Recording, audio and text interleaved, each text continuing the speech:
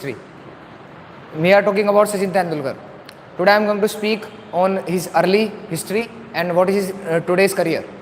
Talking about his early, he was born in a Marathi family in Bombay, city. After that, he was interested in both cricket and tennis, but due to his parents' influence, he was interested in cricket from a very long time, and he used to play in homes and also play in nearby stadiums. After that, talking about his international career, he was the youngest player to introduce in a debut match in a test match. He scored 16 runs in his first match against the England.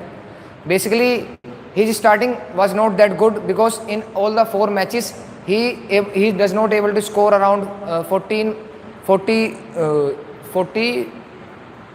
runs in any of the matches. But after his international career, he was against a test match in which he scored 84 runs in his 5th match, and that's when it's the turning point of his history, because he got 84 runs in his test match, and after that he started to make initiative in his and then with the help of his parents he able to enroll in a stadium in Bombay, and he used to practice around 8 to 7 hours straight because of his constant motivation. And also his main role model at that time is Sunil Gavaskar, who used to play along his side. After that, when he understand that cricket was for me, so he, with the help of coach, he started to practice for around in the night, and also with the help of his 3 siblings, they used to play in night and practice for their matches. After that, talking about their present scenario, right now he is one of the most scorer in Indian history. He has around 18,000 runs in test run, and also 36,000 run in one day test. And right now he is leading the team Mumbai Indians, because he used to play in Mumbai Indians in IPL, and he is also leading to the Mumbai Indians. And after that, right now many of the tournaments, many of the stadium were named by the name of Sachin Tendulkar, and he used to go there and also make youngest player to learn about various techniques about fields and how to bat and how to be a better player. Thank you.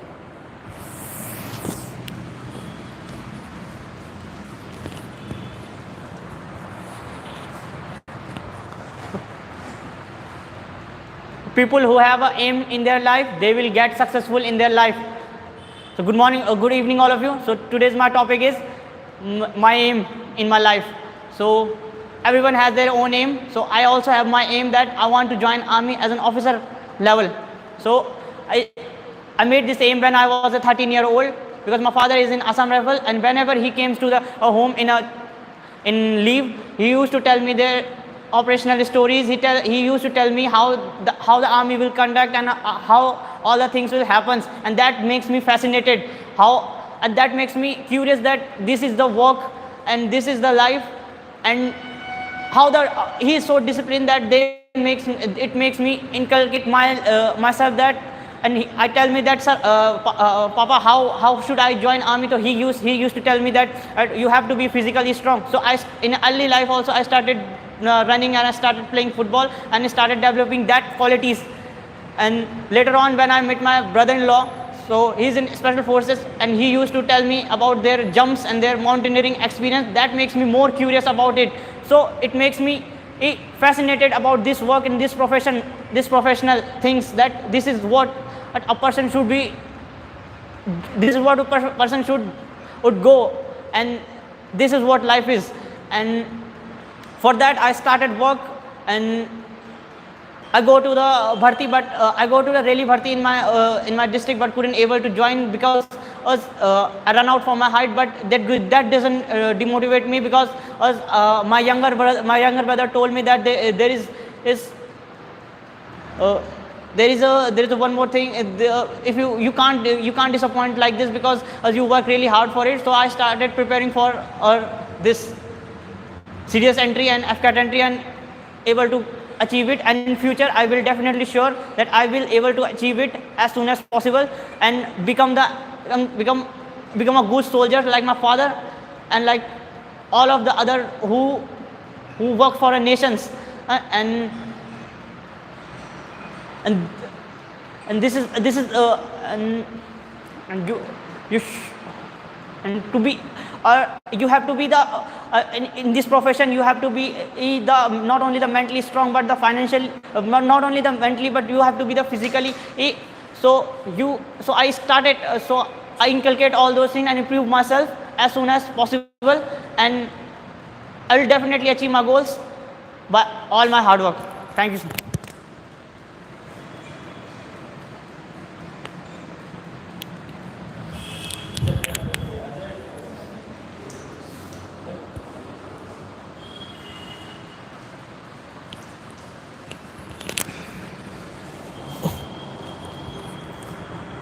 Good afternoon, ladies and gentlemen. Today's my lecture topic is on ISIS. ISIS stands for Islamic State for Iran and Syria.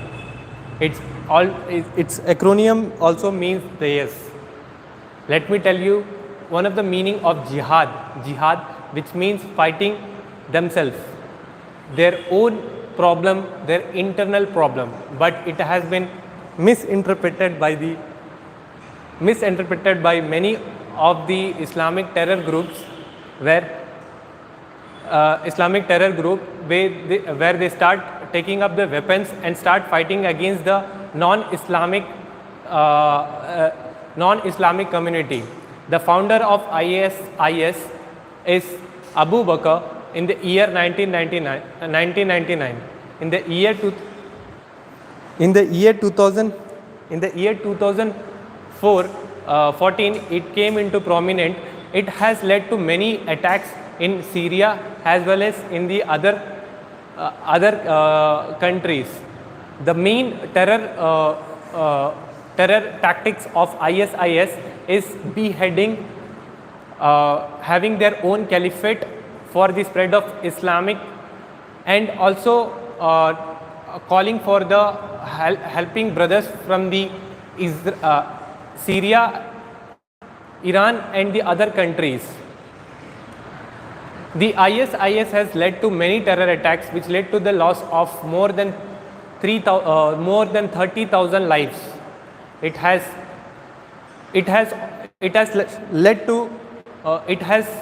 made a terror attack up to 3,000 terror attacks in different countries, including attacks in Syria as well as Iran.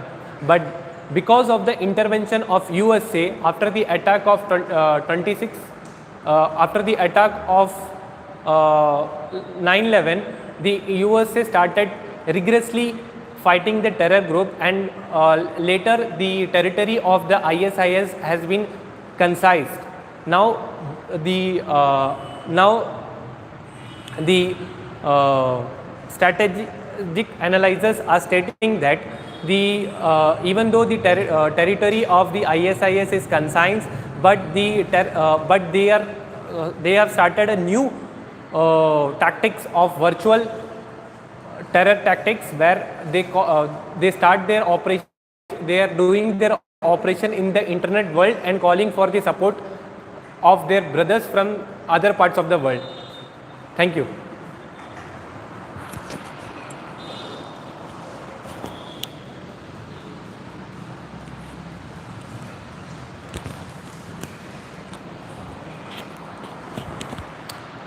Jai Hind everyone. As we have been seen that country's development depends upon the foreign policy that it exists. Like we have been seen, USA, China, Russia and India are having a good diplomatic relationships between the countries and among the countries that empower the country to state into a good new state even. Gentlemen, today I am here to deliver a lecture topic on India's foreign policy. That India shares a diplomatic relationship between 201 states, that where the United Nations have recognized only 193 states. That it have been given the importance to the least stated countries, even they are not having a freedom itself. And also we have been seeing that it is the Indian foreign policy have been started after the independence of the India in 1947. We have been our Prime Minister Jawaharlal Nehru have been went to many different countries and had been made many agreements between the countries. And first comes that non-alignment movement, that where we have been showcased and we have been had a neutral stance between the Cold War. And thereafter we are also having a policy that where we will be not attacking any country until unless it is going to invade us. Like we have been seen in the wars that which India have been fought were really the intention of the other countries that have been invaded. And in coming to the nuclear policy that India has is no first use policy, that where India have promised the world by making many treaties that India won't be using it nuclear state in the against of any country until unless the country is going to use.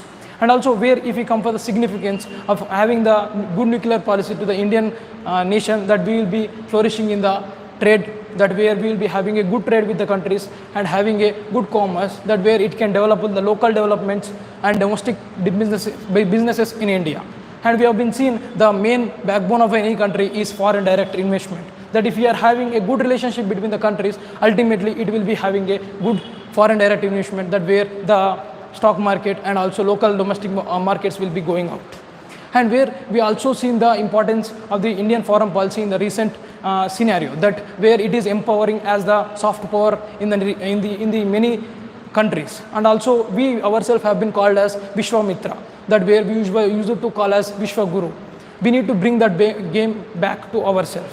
And by supporting and India has a policy of supporting the underdeveloped countries and underrated countries. Like we have been seeing, the African Union is joined in the G20 summit in 2023. That where it included him and also showed the support to the world that India is there for developing all the ways. And we have been also adopted the policy that one India, one world, one nation. That where we are working with the developing countries to flourish our economy. That where I would like to conclude the topic by telling that the foreign policy of any country will be coming foremost, and having a good relationship between any countries will empower it will stagger out the wars that were caused to the India. Thank you.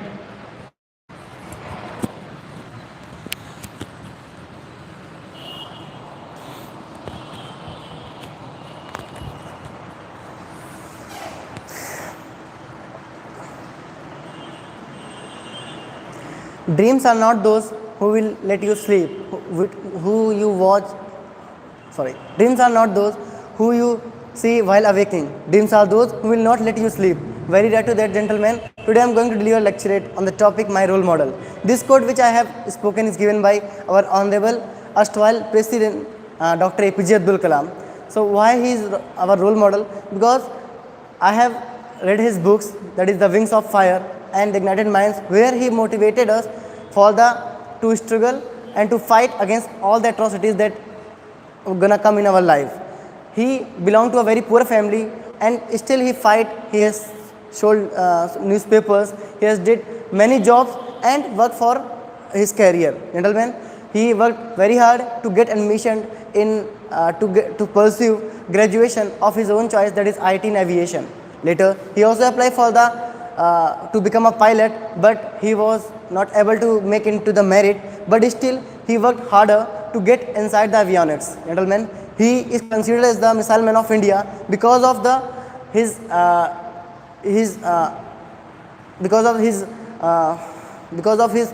unprecedented help to this missile technology for our nation. Gentlemen, he is the one who always focus for the resourcefulness in our country. He has told about the importance of Jharkhand, which has a huge resource, and he is the one who always motivated the youth, who knows the power of the youth and has a vision of 2020. Gentlemen, although we lost him in the year of 2015, he was passed away, but still he is in the heart of everyone and is inspiring and motivating the youth. Gentlemen, Dr. APJ Abdul Kalam not only became the president of our country, but also the supreme commander of these armed forces, and then he told about the people that how he fight against all the atrocities and also shows his potential in front of the globe. Thank you.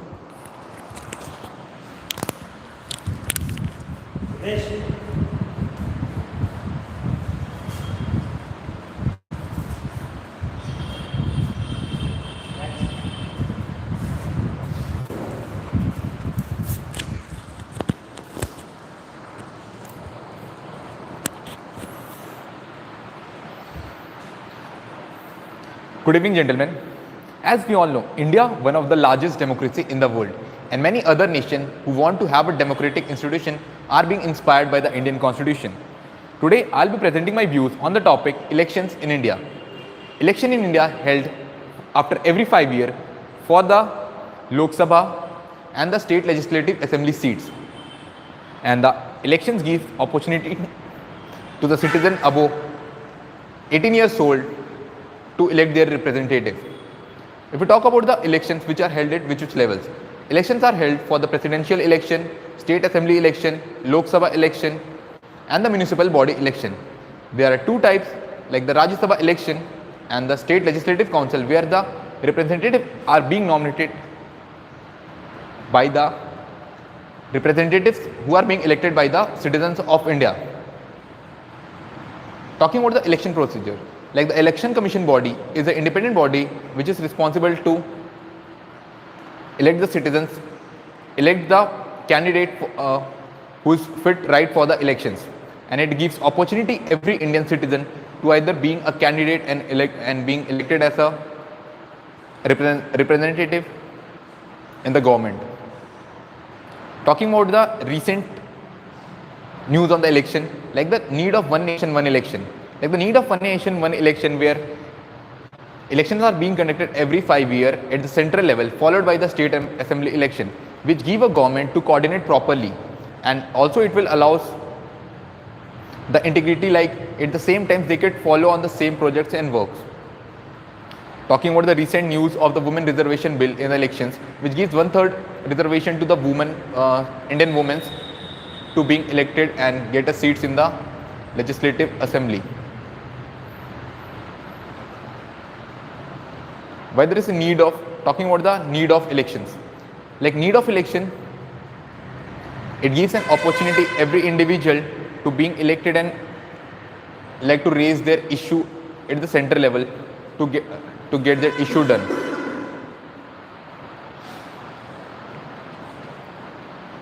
Concluding to my lecturate, I want to add like there should be proper representation of those people who are at the lower bodies, who are like coming with the disparities, to get an opportunity to get elected at the and become representative of their community. Thank you.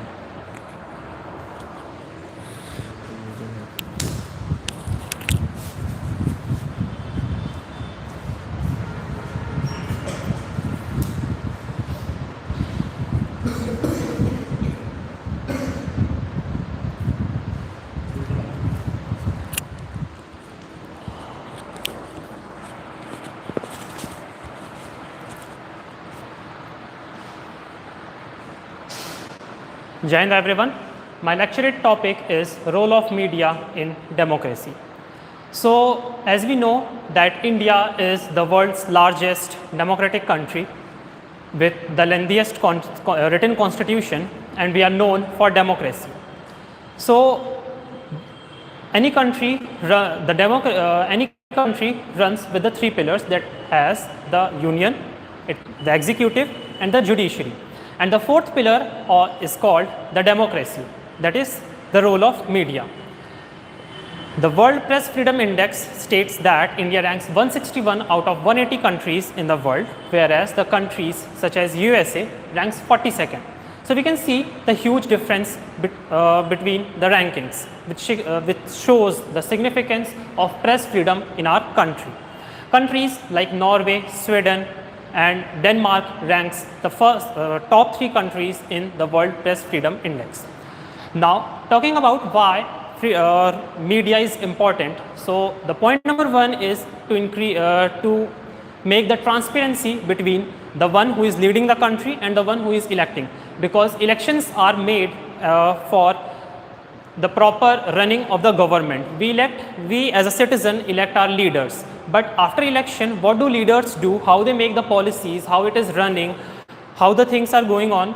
For that, media is there, and which keeps on stating us as to all the citizens at in all the different scenarios, whether it is natural disaster, in case of any national emergency, in case of wars. So we have seen that the role of media is very significant. Now I would like to talk about the way forward, how we can make it more transparent. So as our Indian Constitution, Article 19 of our Constitution states on the freedom of speech and expression, there should be some mandatory laws for the role of media, on which no government authority should have power to control and should exercise for maintaining the democracy and not the autonomy of any ruling government. Thank you.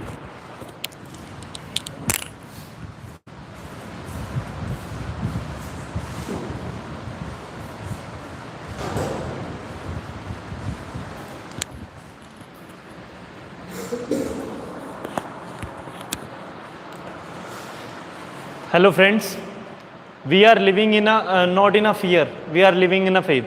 So good evening gentlemen. Today my topic is COVID-19 and its challenges faced by the world.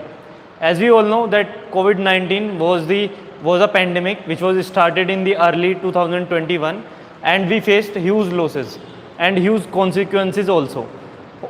Because of the COVID, all the entire world suffer, and there we find out and we lost multiple thousands of lives because of this COVID. First, there is no initial point for identifying that what was the cause of it, but it's sign generally to the China, that it comes from China. So talking about this was not the concern of the world, but this raised the awareness. As we can see, the world was not able to tackle this small virus, that we lost so many lives, and this told us that what are the weaknesses our world is facing, that we are not able to handle this small virus, and because of this we lost multiple lives. And the infrastructure, the major reasons which arise, that was the medical infrastructure and the policy. As we can see that there is in almost every country there was no direct connection to the citizens, and this for awareing the people about regarding the coronavirus, it took time that people are till then the people received the information about coronavirus, the mostly people got affected because of this. And we can see that infrastructure. Another thing, infrastructure. There was, as we found that almost around the world there was less number of doctors, and because of this, and scientists were working, and for identifying vaccination for the coronavirus, our scientists took almost 1 plus year to erect this, to identify this. And after that we find out that our medical infrastructure was so low that we took almost 1 year to vaccinate all the peoples, and till then we have suffered huge losses, and it impacted all over the world. After that, as we can see that because of this coronavirus, the consequences arise, that in many countries the instability, that hunger kind of things, that people are not able to do doing their basic necessities, and they are not able to get food, and because of the government took strict rules for them to maintain a distance and keeping a mask on this. So in conclusion, I want to say that we have to be prepared for further this kind of pandemic, because this might become again, that our infrastructure should be developed and people should be aware. The contact scenario or a system should be made up so that we can aware people instantly when getting the information of it. And another thing, that we have to invest more on medical system. Thank you.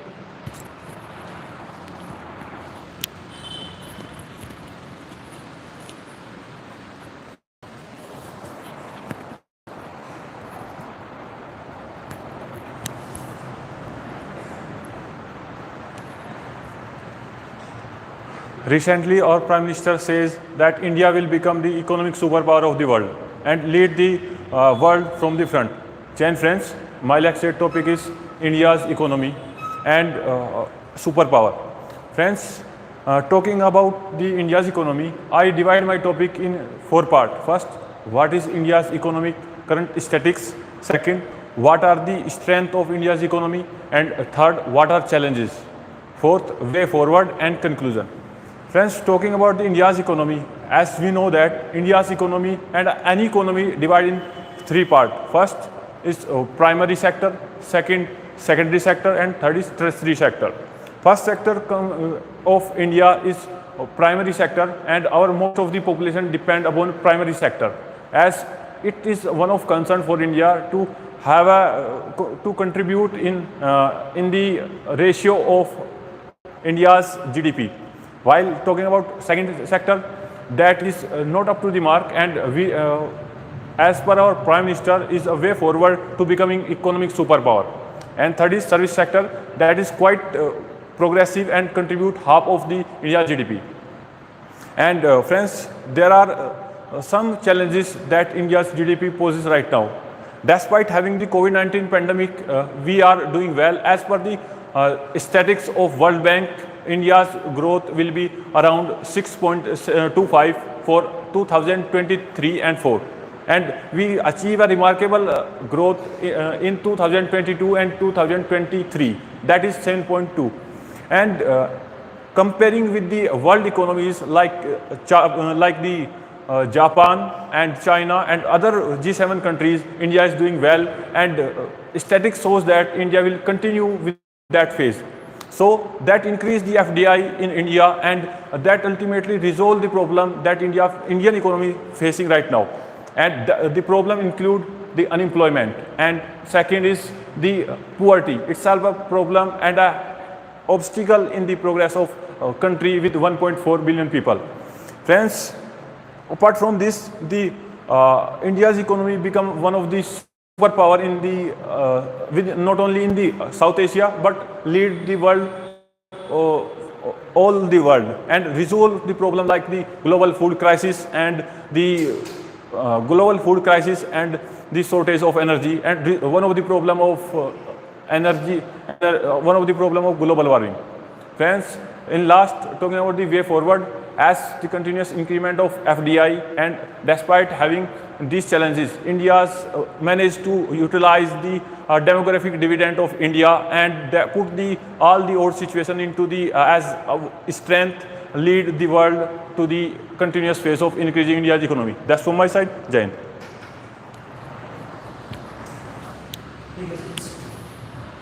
So it was wonderful.